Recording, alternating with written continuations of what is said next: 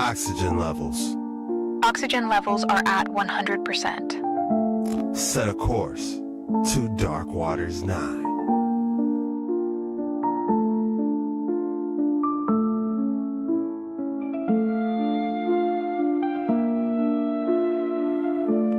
How many decades did they hide this? These are alleged government tapes of dragons.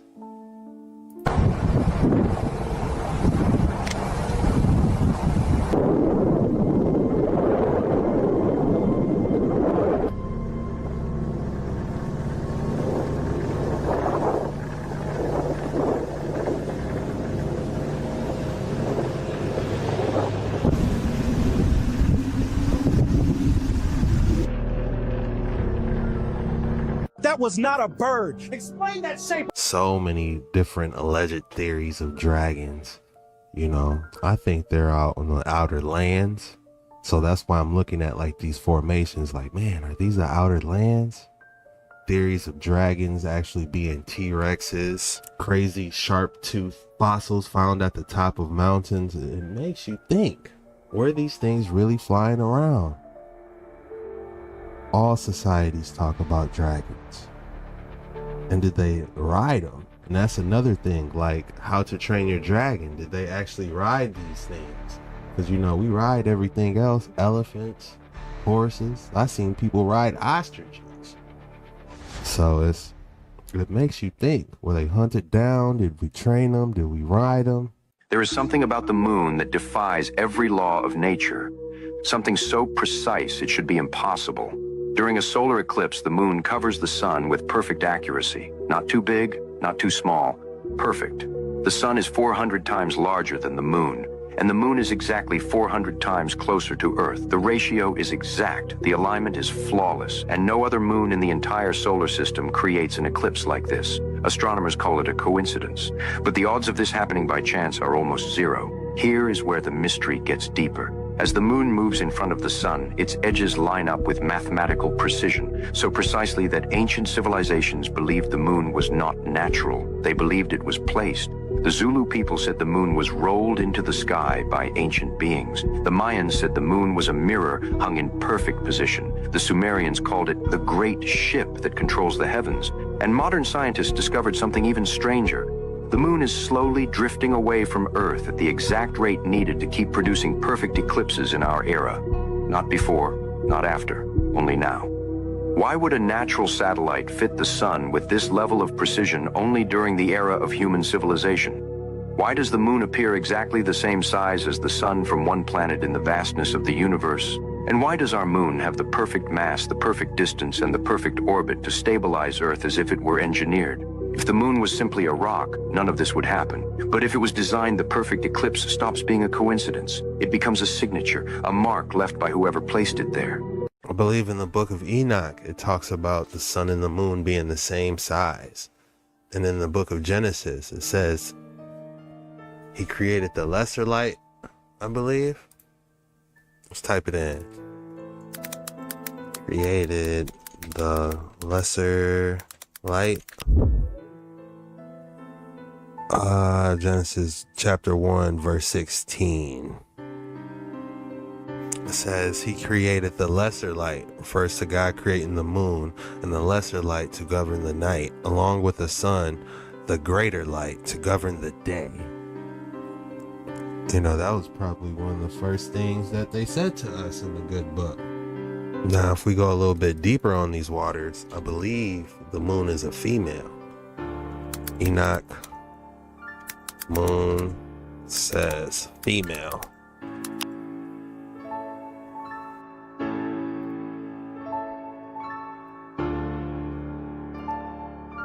When we dive into the book of Enoch by R.H. Charles Oxford, in chapter 72,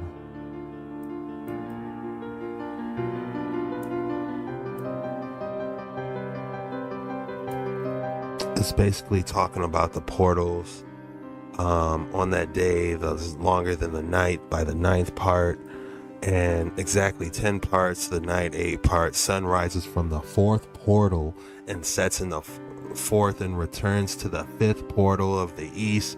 30 mornings and rises till it sits in the 5th portal.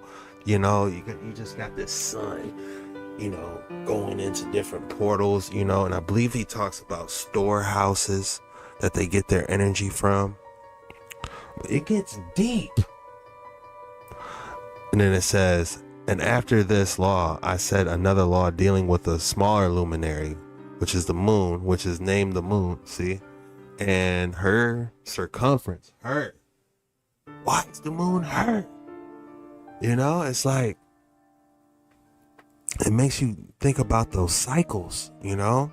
And her circumference is like the circumference of heaven, and her chariot in which she rides is driven by the wind, and the light is given to her measure, and her rising and setting change every month, and her days are like the days of the sun.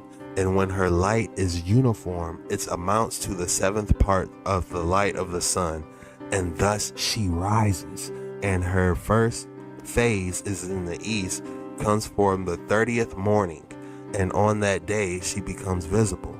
So, you know, it's like she's saying her, you know, is it like women, do they sync with the moon? It's like, it gets deep, y'all. And continues for you the first phase of the moon on the 30th day together with the sun in the portal where the sun rises. And the one half of her goes forth by the 7th part, and her whole circumference is empty.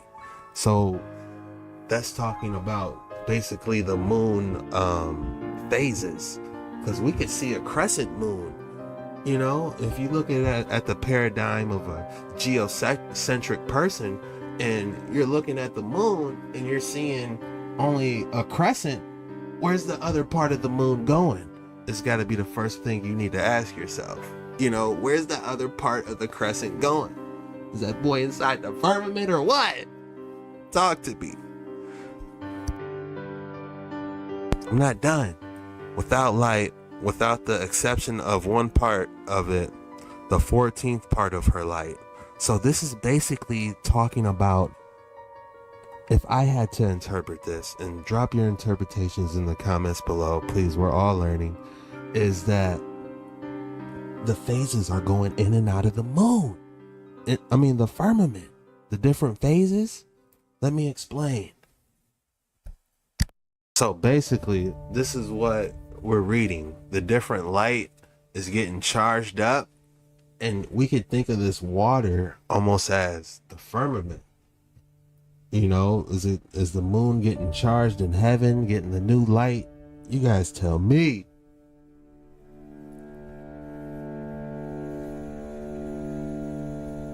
You know, it looks like how we get a crescent, you know? Because you got to ask yourself from a geocentric standpoint, where is the rest of the moon going? For entertainment purposes only. Do your own research on everything. These are just theories.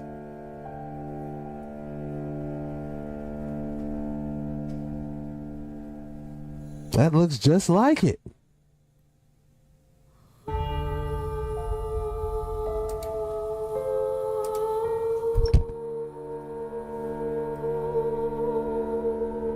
So when we're reading this, without light, with the exception of 1/7 part of it, the 14th part of her light, and when she receives 1/7 part of her light,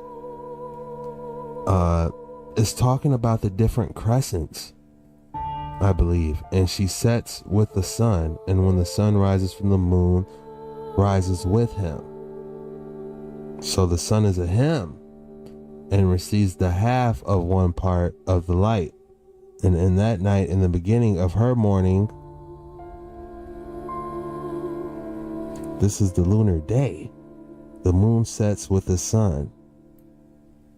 It's deep, y'all. Look at how many chapters. This is just chapter 72 through 82. I believe you want to try to get the R.H. Charles, if you can. And it has, if you did want to read it. But yeah, we're going to have to go live and really dive into this. I'm going to try to go live tonight, y'all. But let's continue.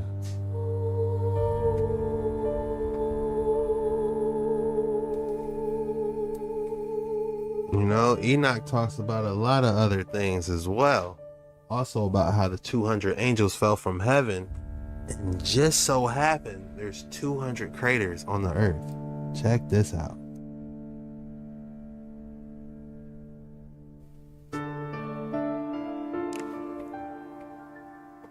You got 200 craters all around the earth, left by 200 angels, possibly?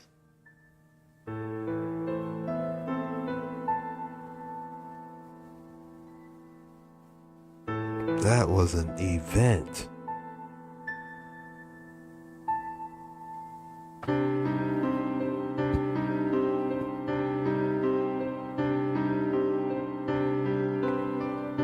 I've seen one in Rockwell, New Mexico. You know, that was one crater I seen.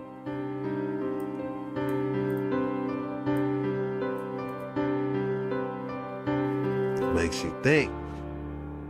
Is this unassuming picture taken off the shores of Antarctica perhaps the most important photograph ever taken in human history?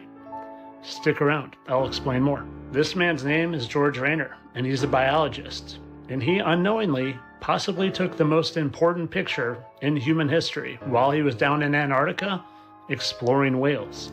There is a large faction of people that believe what he captured here beyond the ice wall is actually the edge of our known world, the firmament. And that might sound crazy to you, but I'm going to provide you with some evidence that might make you think it's not so crazy. Let's first get a point of reference by looking at this Go Fast rocket that was launched from Arizona that went straight up and at about 72 miles appeared to hit something, a barrier of some sort. And if we are potentially living under a dome and we look at Arizona, it would be closer to the highest part of the dome. So 72 miles here would lead to a lower resting dome down towards Antarctica. And when you scour the internet and you find encyclopedia information pre-NASA, this is what you find. And that's why they say when you get rainbows, they lose their arch the further you get out. So it makes sense that the dome might be lower over there. Show you the Encyclopedia Britannicas in the public libraries before 1958. Here's volume 2 out of the alphabet A.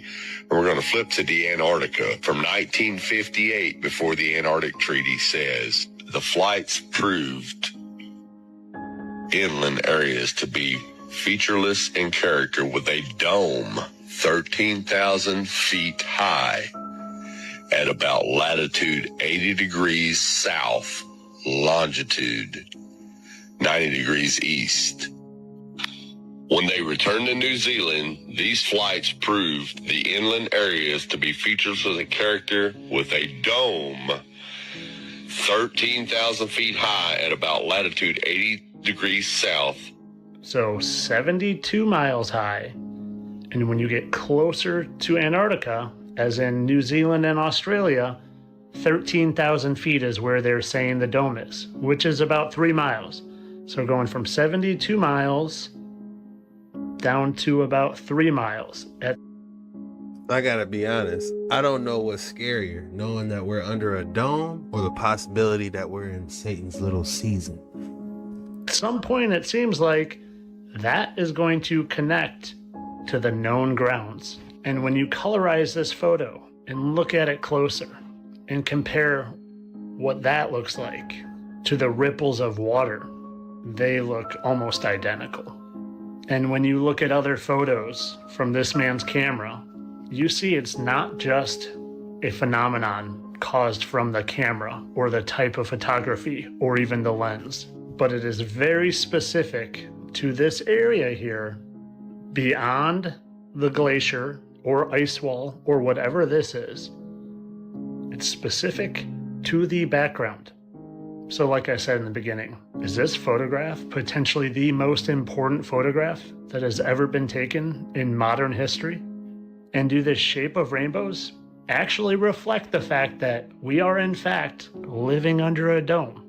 God's special dome that he created to protect us from Lord knows what else is out there, because I think we're living in a little anthole in a much, much bigger flat realm. Oh, and I didn't even mention the fact that when you take a different perspective, you see what this mountain actually is.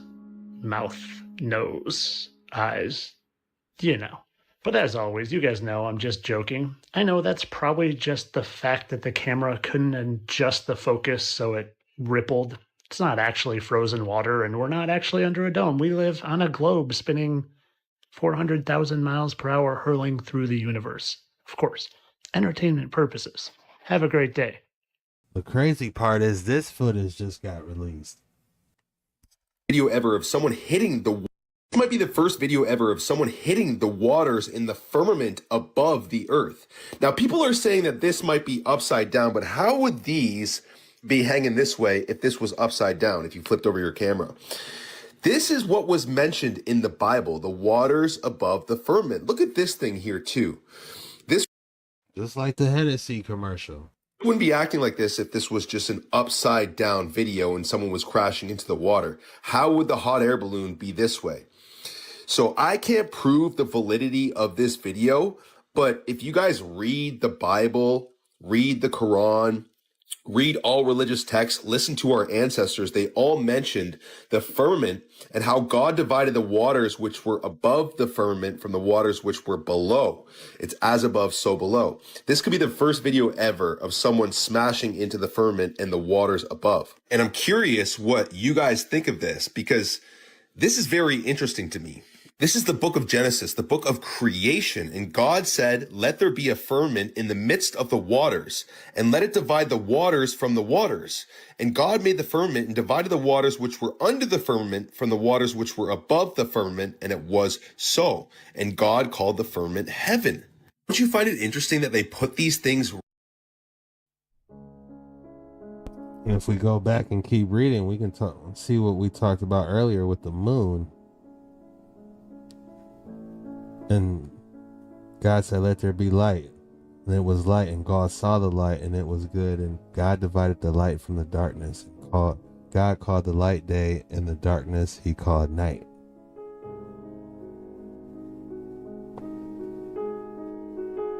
Trying to find the lesser light. That's probably down a little bit. 16, I believe. Oh, and God called the firmament heaven.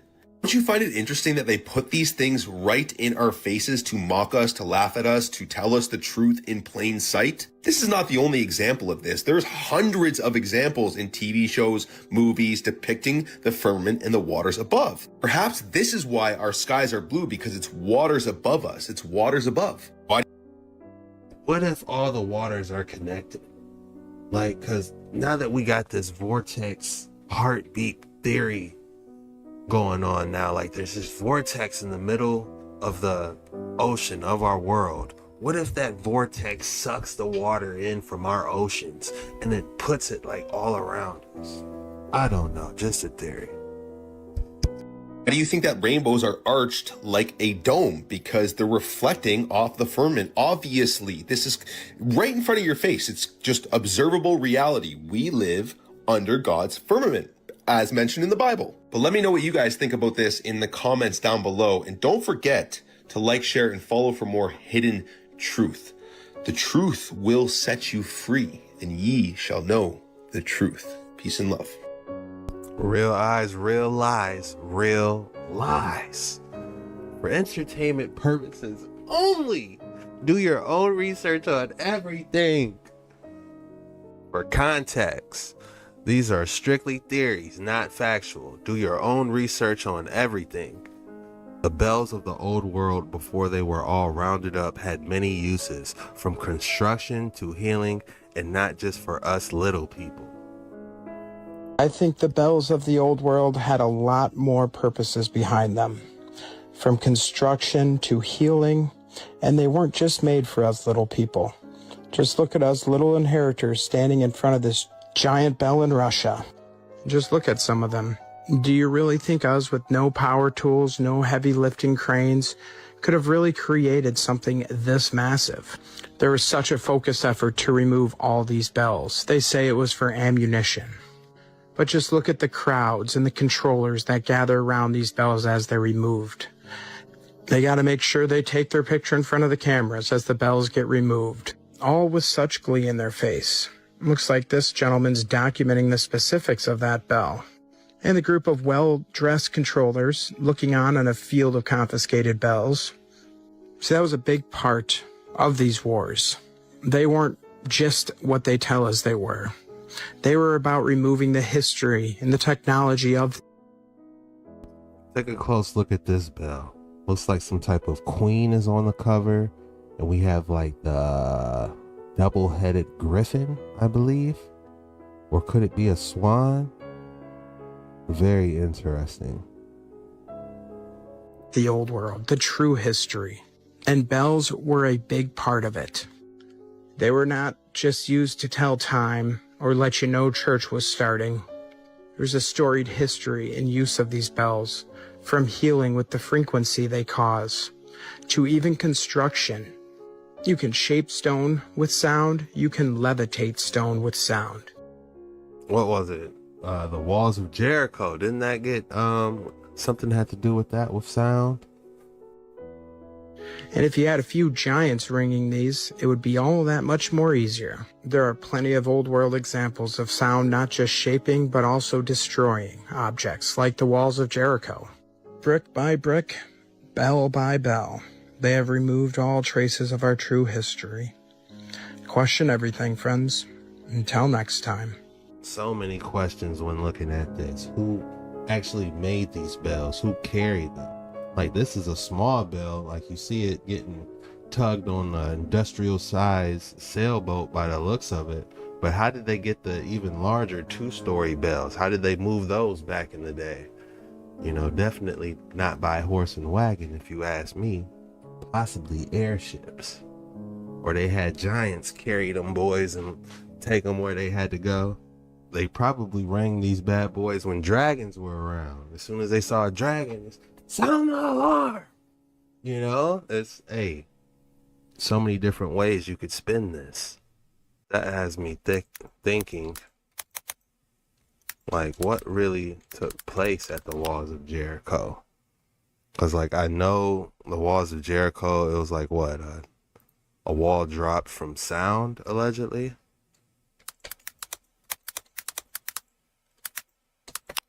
Now, while looking up what is the walls of Jericho, this person allegedly found the walls of Jericho. So let's see what they have to say about this.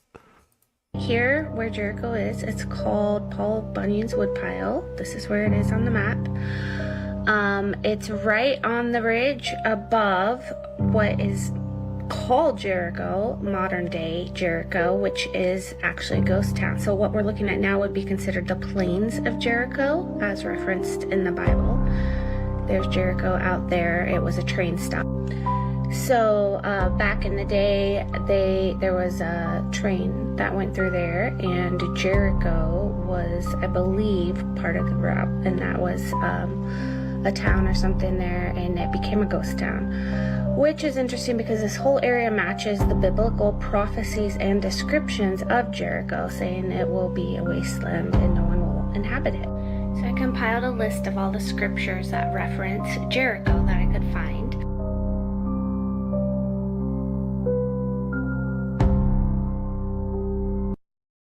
Alright, the men of Jericho helped build the wall. Kings captured the plains of Jericho. Jesus was leaving Jericho to heal 2 blind men. Zacharias and Jericho. By faith, the walls of Jericho fell. Fascinating. A wall on the rim of this mountain encompassed the entire city. Hexagonal logs that were 15 feet long and 1 foot in diameter that were the basis for the electromagnetic field necessary for their protection.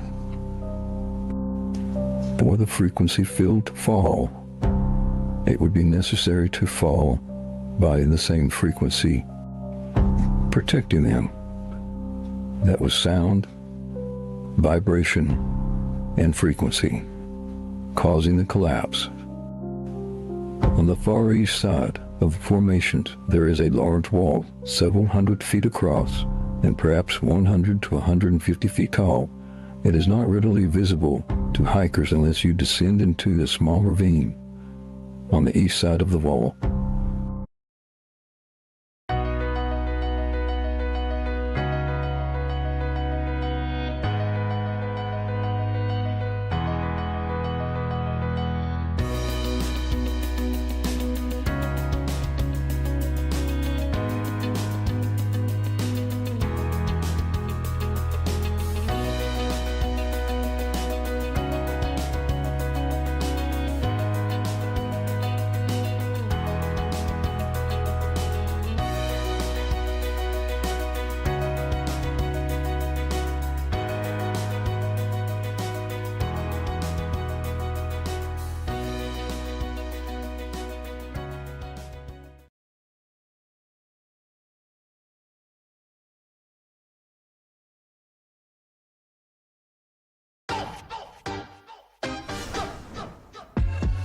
Ready, set, go like 1, 2, 3. Coming in hot, I get runty. Jenna say quiet, I got that thing. Better turn up the heat, gotta raise my feet like.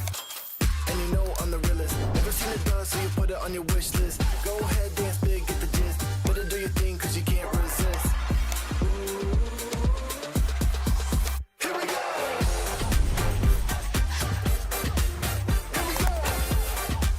Let's go.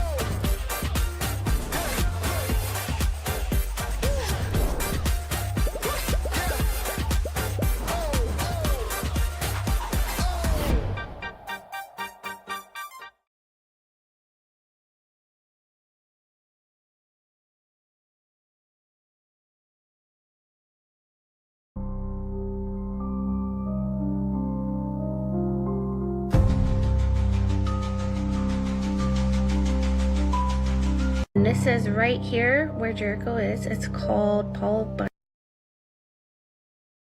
Bunyan's Woodpile. This is where it is on the Wall of Jericho ruins, huh? Activate submersible. And this is right here. Let's see if we can find it.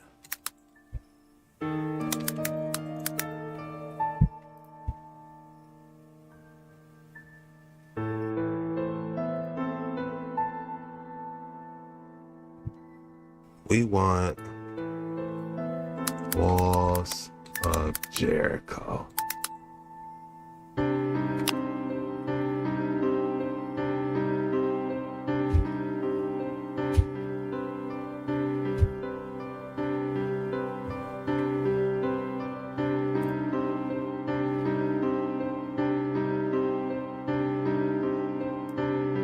In Alabama, you say?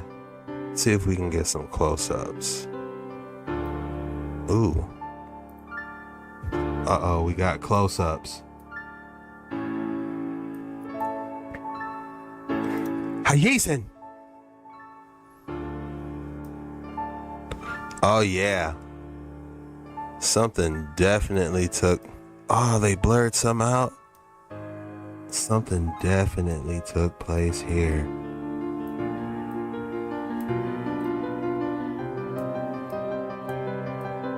I am not getting petrified tree vibes. I am getting, well, maybe. I don't know what this structure is, but it is interesting. Let's back up. Could this be the biblical place that they were referring to, the walls of Jericho? Why would they name it this in the first place? Beautiful waterfall. And you know what they say about waterfalls? All waterfalls, it is a chance it could be a petrified tree stump. Because these waters are getting pulled from the great deep. So you got to think how deep this ancient petrified tree stump roots go down into the earth. And it looks like some type of something's going on here. All allegedly, of course. Do your own research on everything. These are just theories. Let's go back. This is definitely interesting, to say the least. Something went down here. Have any of you guys been to this? This looks like it's on a trail you can go to. There's some excellent fishing going on. Just be careful. Like, this whole thing could possibly be the walls of Jericho. Is this still the wall? That's Turkey Creek. But look, this whole thing.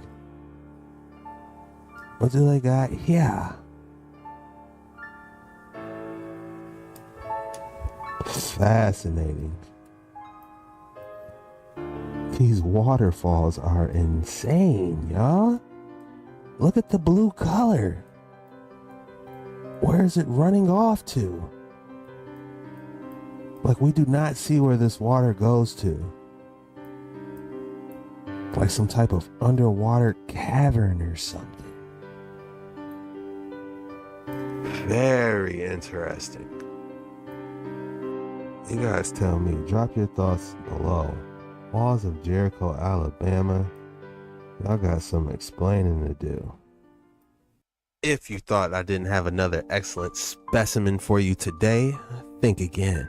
I love these blue fluorite cubes. You know, like, I would love to have one of these in my collection. You know, because just, it's like a trapped piece of ocean or firmament, if you will, you know, sky ice. You know, I love them. The blue colors, it looks like it's got some green at the bottom. That is crazy. What would you guys name this specimen? Put it in the comments below. What would you guys name this? If I had to name this specimen, I would call it the wall shard.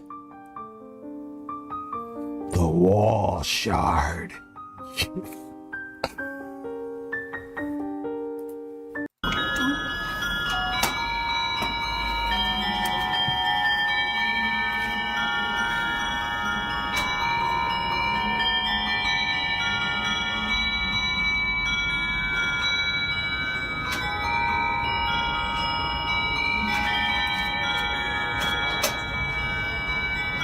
And here we go.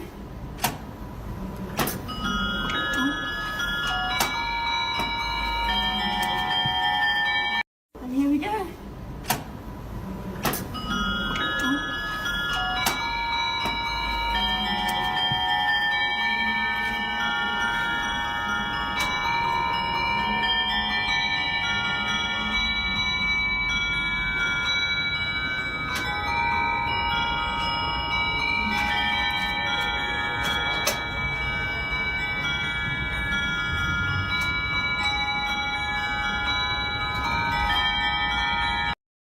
Wow, it ate a fish? And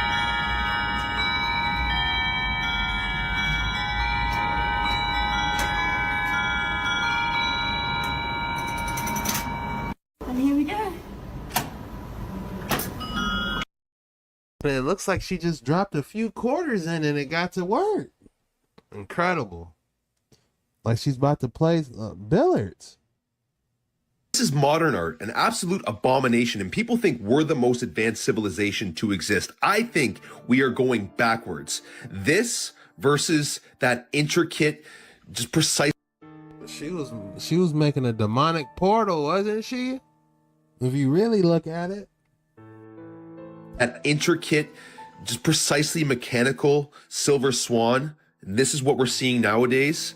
We're not building like we used to build. We're not advanced. We're going backwards. You let me know what you think about all this in the comments down below. Don't forget to like, share, and follow for more hidden truth. Peace and love. Elasmotherium sibiricum, the real Siberian unicorn, roamed Ice Age Eurasia, weighing up to 4.5 tons and standing taller than a modern elephant.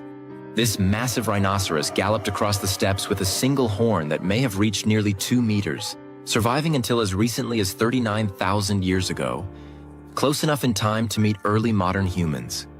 Elasmotherium sibiricum. Elasmotherium sibiricum. It reminds you of that creature on Star Wars that they were getting chased by when they reached the Antarctic. Or I don't know if they're on a different planet or what, but definitely gives you sci-fi vibes. And that's all we have for today's video. If you enjoyed this video, be sure to hit that like and subscribe button. Join what I consider the best community on YouTube. And I just want to say thank you. I love you guys. The code word for today is waters. Go ahead and drop waters in the comments below. When you do that, that lets me know you're a real one.